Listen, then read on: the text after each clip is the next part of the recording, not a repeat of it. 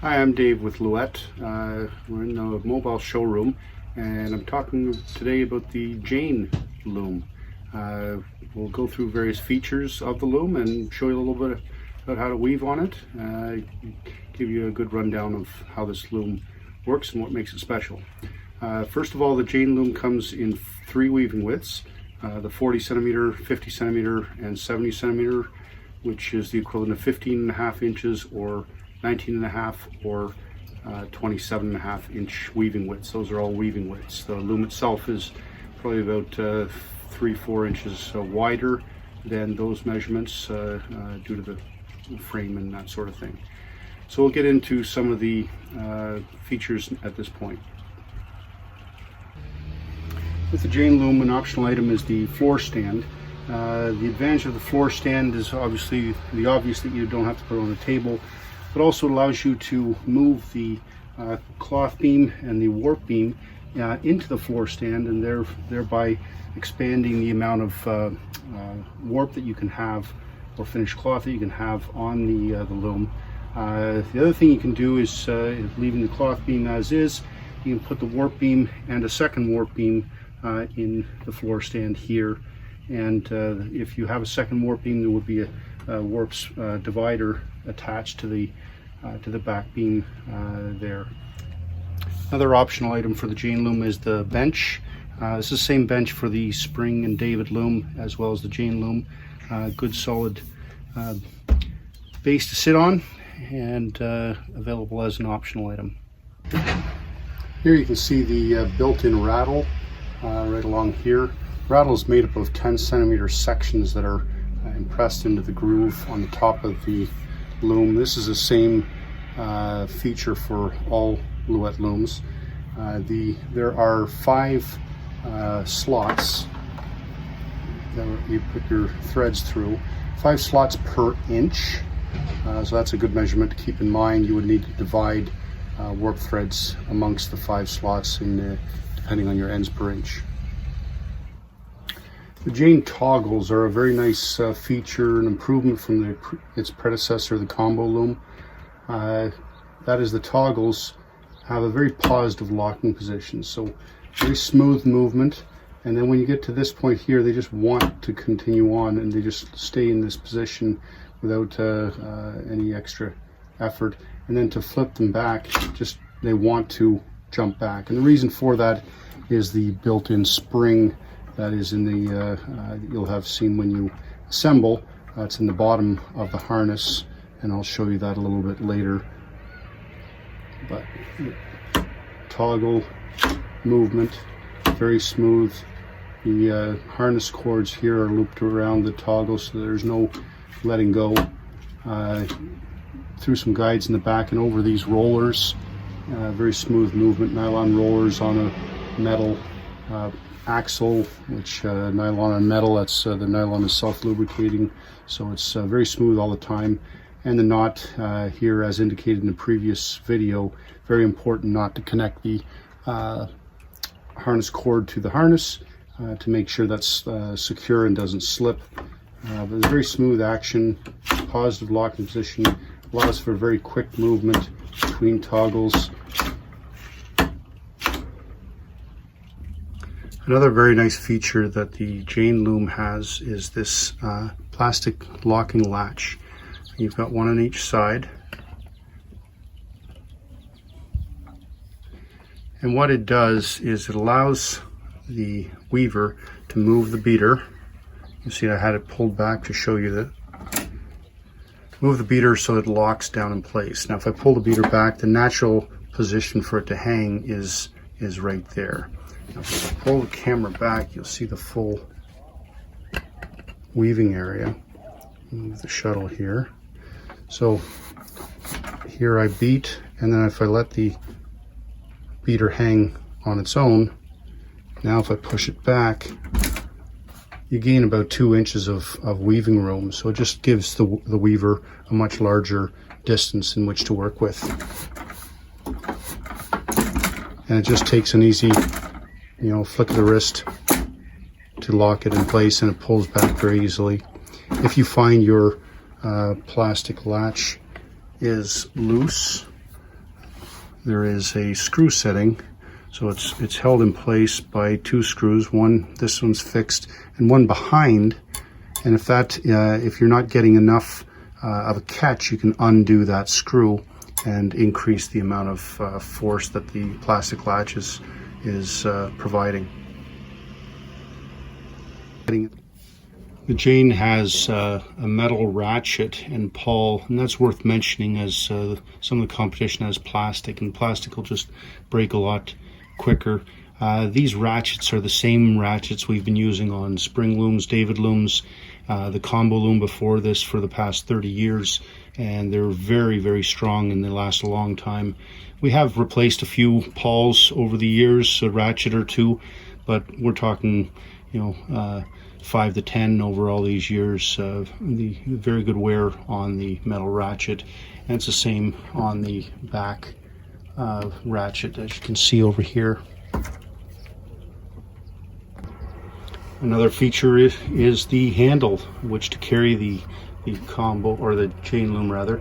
The Jane loom, when it's folded, can be carried with that handle, and that's an addition to the Jane loom from the combo from years ago.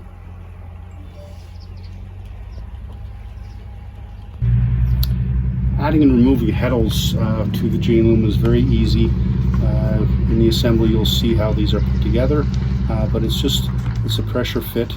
The wood slides out of the plastic holder, and then you have access to be able to add or remove heddles, and you just put this back into place and make sure it's pushed inward. Sometimes what will happen through weaving, these will just start to inch apart, and they could be like this. So every now and then a good maintenance tip is just to put your hands on either end and just push them in towards each other, just to tighten that and make sure they're in solid, so that you don't get any harness bars falling apart. Always make sure when you're moving heddles that you bundle them in groups and put twist ties in 4 places on the heddles, and that's shown in a different video. A good thing for new weavers to make note of is the flow of the warp. Keep in mind that the warp flows underneath the back beam here, up and over. Okay, you can see the warp coming from the beam, down, under, up and over, through the heddles, through the reed, and then back over the top of the breast beam, and then onto the cloth beam. I have seen new weavers who didn't realize that the front beam, the breast beam, and the back beam were necessary, and their warp went directly from warp beam to cloth beam, and that is going to make a mess of your shed, and it's just not going to work for you. So make sure you have that warp flow in the correct manner. I'm just going to show a little bit of weaving on the Jane. So I'm just doing a tabby. So I'm taking all odd harnesses.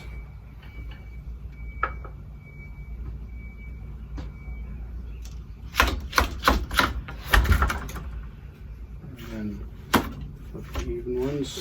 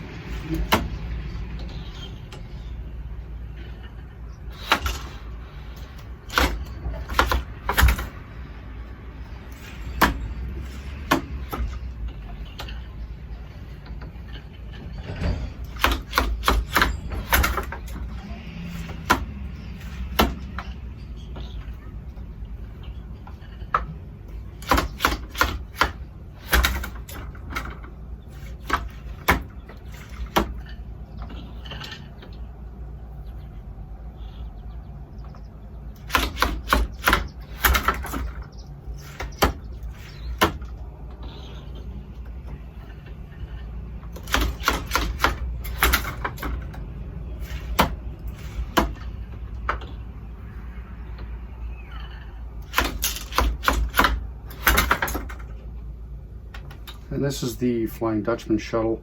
I've got a bow in the front here to allow for a better angle for the yarn to come from the ends of the bobbin, in this case paper quill.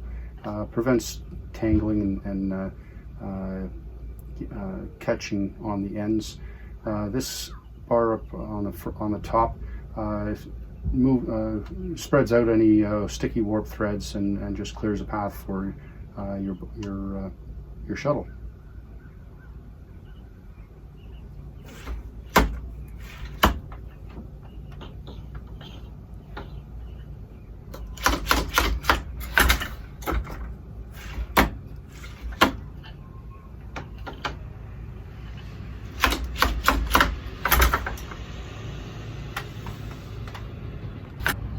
Floor stand has an easy disconnect with these star nuts. They just screw off, and then you can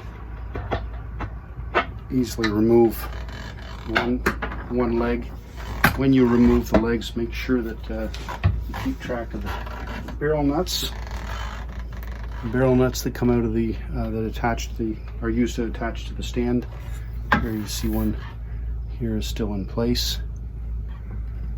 I'm not sure if you can see that. There. So that just tip it upside down and it pops out. So you can disconnect the other side, and just disassembly, making it easier to disassemble, makes it easier to take back and forth from a workshop. Previous construction was such that it was screwed in, and the screw holes eventually wear out. So it gets broken down into these three pieces, and you can pack that in the Jane bag along with the loom. Last thing I wanted to show you with the the Jane loom is the hand grip. You can carry the loom like this, and also on the bottom, on the other side, opposite the handle, you've got these feet, and there's two on the other side here, and those feet just allow you to set the loom down on the floor, and you're not going to scratch anything. You can see here, it's just sitting on the floor. So it's a handy way to move the Jane loom around. There's also an optional bag available for the Jane 40. This model I've been showing today is the Jane 50. We'll have a bag for the 50 at some point. So I hope you enjoyed that and learned a little bit about the Jane loom.